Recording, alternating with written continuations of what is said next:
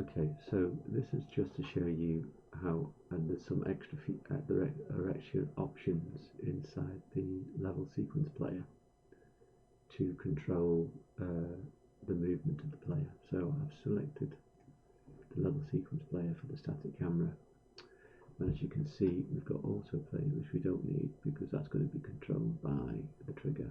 We've got looping, but we don't want it to loop, we just want it to play. And then if we scroll down, there's a called cinematic, and it says disable movement input. What that will do is, as soon as the player walks into the trigger box, it will disable the player movement, so the player won't be able to move. So it'll stay where it is while the camera is viewing the scene. As soon as the level sequence finishes, it then reverts back to showing the player. Eventually, we'll also be able to hide the player and do lots of different things. But for now, that's what we'll do that now. I'll select that, and then we'll click on play.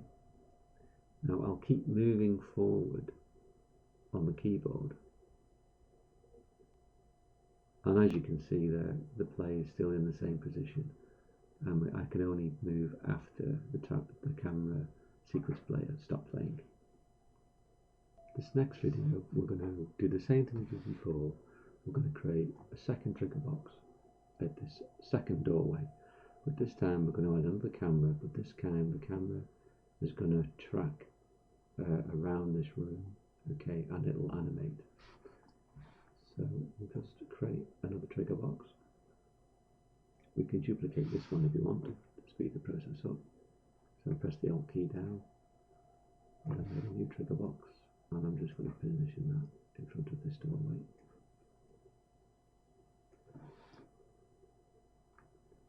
And now I'm going to have a nice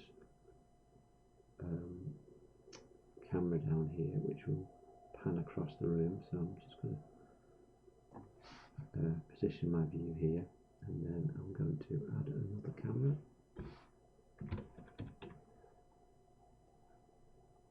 And then I'm going to position that camera snap to object view. So there's our camera now.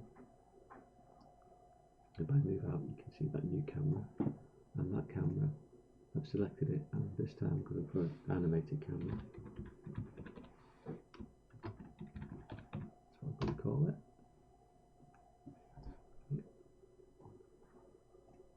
And I'm going to add a new sequence, level sequence player, and this I'm going to call it animate camera sequence.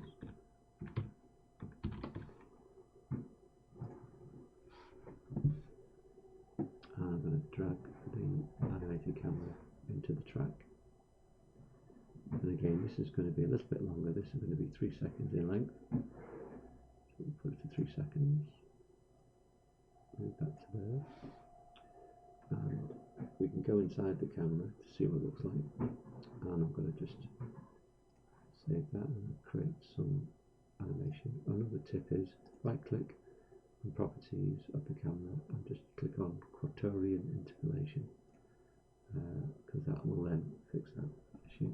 And also make sure you've got keep state, and that will make it stop when it gets to the end frame.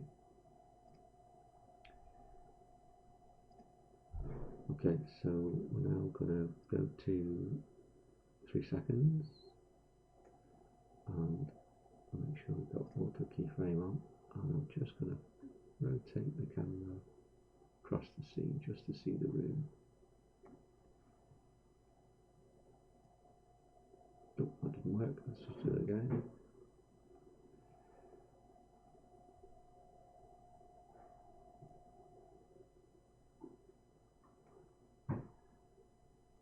Oh, it's not working for some reason. Now let me just see why that's not working. Possibly because I haven't selected that camera. That's it. Sorry, I didn't select the camera in here. I select the camera instead of the camera.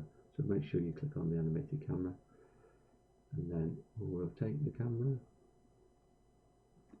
and it's created a keyframe for rotation. And if we move it, you can see that that's the camera animation that's going to be triggered. I save that,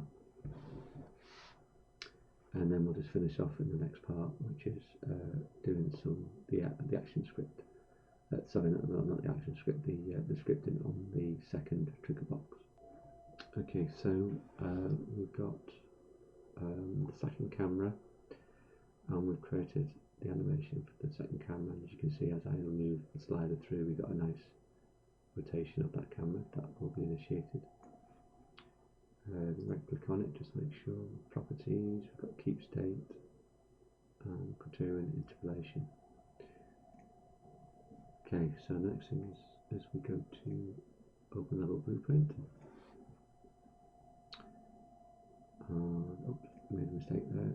Make sure we've got the second level sequence selected. Right click, create reference for that. Let's search for play.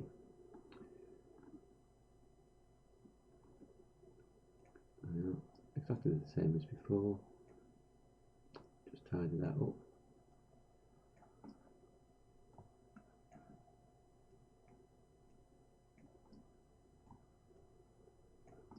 But this time it's going to use the trigger box. So go back, select the trigger box, go back to here, add event for the trigger box, which is activate begin overlap, and then select that. Compile and save, and then we test it. So player walks into the first trigger box, we get a nice static view, and then as we walk through into the second room, get a nice camera show the room. Okay, obviously we need to make sure that when we're in the second level sequence player is playing, we also disable the player's movement. Okay.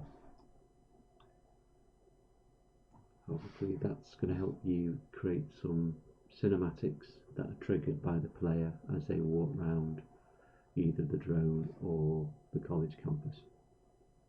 Okay, so we just need to fix one thing, is obviously when the player walks through these trigger boxes, we only want this to happen once. Okay, because obviously if we walk back through the trigger boxes again, it would create these camera views. It would trigger the sequence players. So very easy to fix. We go back to our level blueprint. Okay, we can add a very basic node called do once.